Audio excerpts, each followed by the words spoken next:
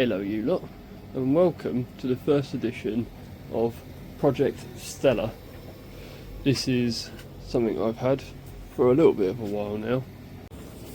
So, the plan with this bike is I want to try get it back on the road. Well, at least maybe using it as a little toy.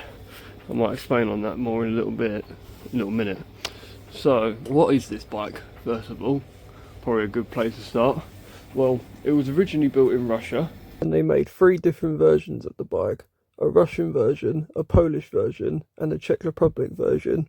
There really wasn't much of a difference between the 3 different versions of the Stella, apart from the different front headlight on the Russian version, and the fact that the Czechoslovakian version only came with an automatic gearbox, and the Polish and the Russian versions came with 2-speed manuals. Right, well, that's the boring history lesson bit out of the way. Back to the video.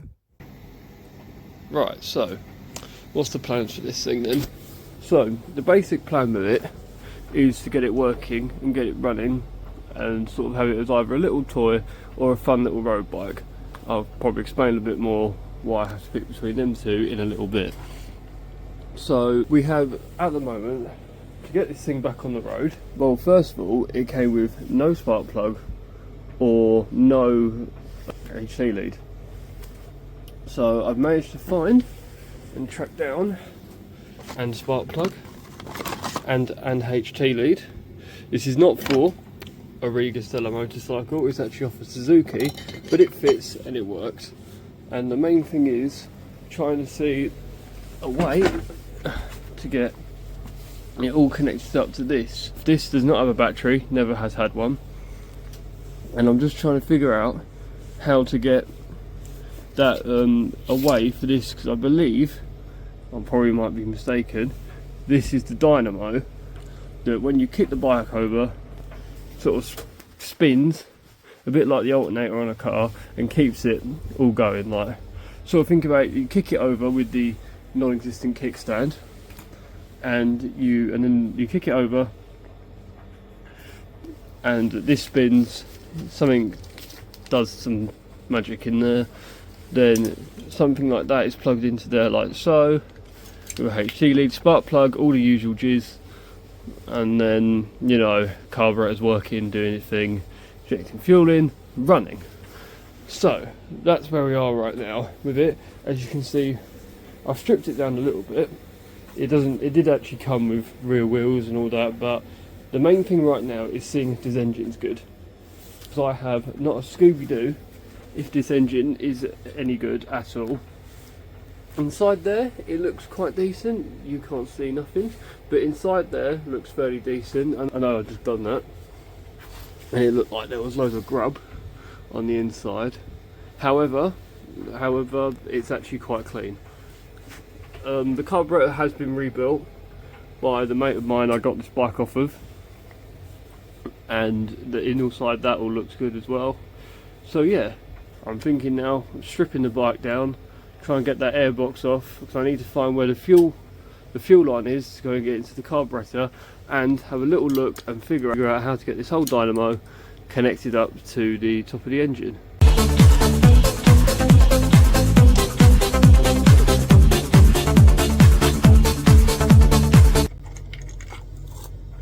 Christ. Oh, forgot the air filter's a bit manky.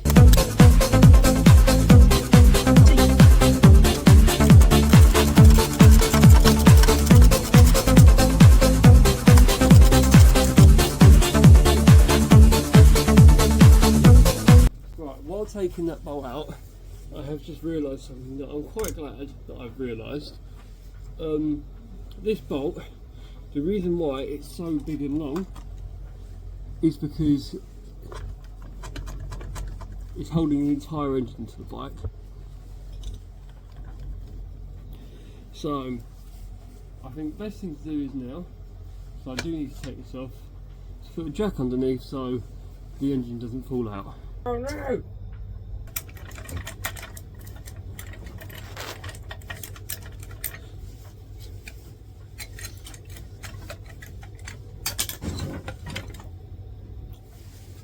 Bike almost fell. So that's the airbox, now taken apart. So it's very simple, and don't worry, before I even think about running this thing, I mean I'll probably at first run it without the airbox, just to get it, because you know it doesn't need this to start, but I'll probably run it without the airbox, but I will blow this through or buy a new one if I can find it, buy a new filter. Right, we've got off the intake piece now as well, which obviously this piece goes onto the end of the carb, and obviously then this piece goes into the airbox, so no shit in your engine. So going back to the bike now, we now have a little bit more opening. Obviously you might have seen in that clip I didn't actually realise that this is one of the main bolts, which I've also just noticed one of them isn't very well. That one just there. It's one of the two bolts that holds the engine to the actual bike, so that's why I had to quickly go grab a jack, or else, you know, engine would have hit the floor. But now we can see the carb, and I can sort of see where I believe that there is where the fuel goes to. It makes sense. Obviously this is, I might as well say, you know, this bike is a two-stroke, so obviously there is no oil or anything of any means. So anyway, I think the next job to do is one that isn't really necessary yet, but it needs something to happen. This here is a chain drive, because this bike is a 2-speed manual gearbox.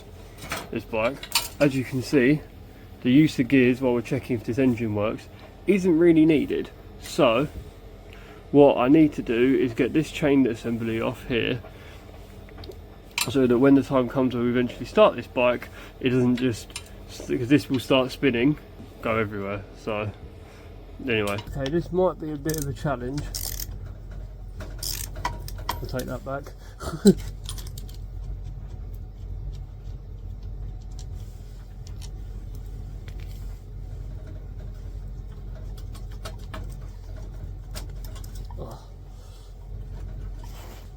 I'm trying to figure out a way how to get this off without having to cut the belt. I think I've got to take one of these suspension arms off. I think that's the only way.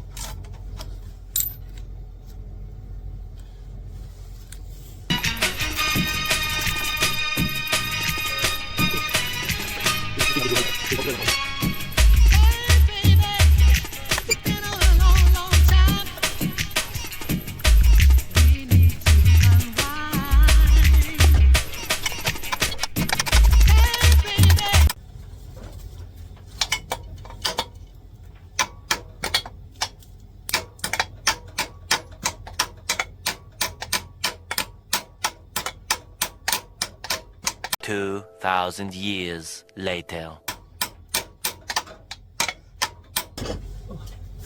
There's a rule when it comes to working on cars or bikes. When it doesn't come off with the first hammer you've been using, just get a bigger one.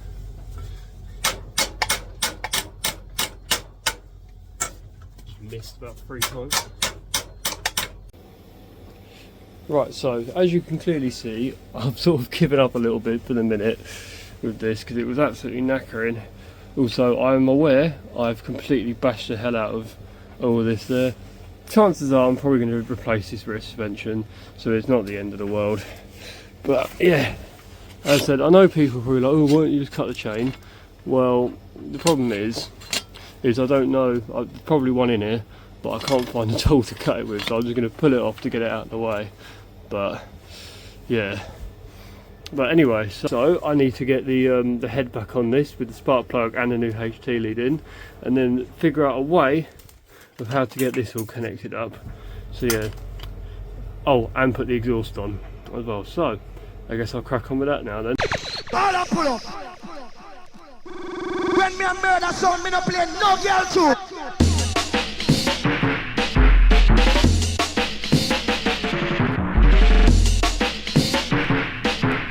When me a murder sound, me no play no girl too.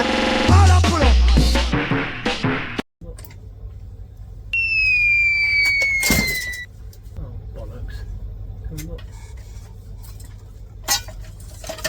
Oh no! My engine's falling out! Oh no! Bad! The entire engine has fallen out the bike. It's okay, I've got it.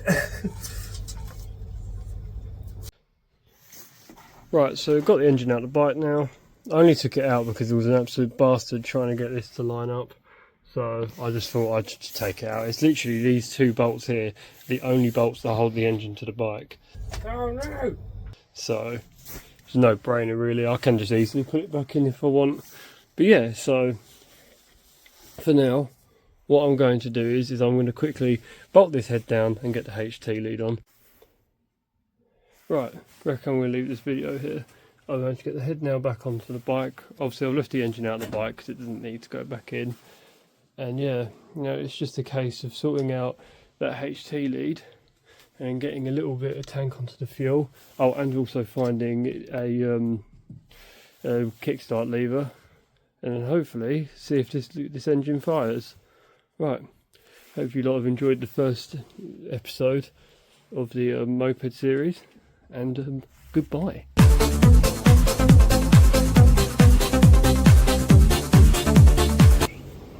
The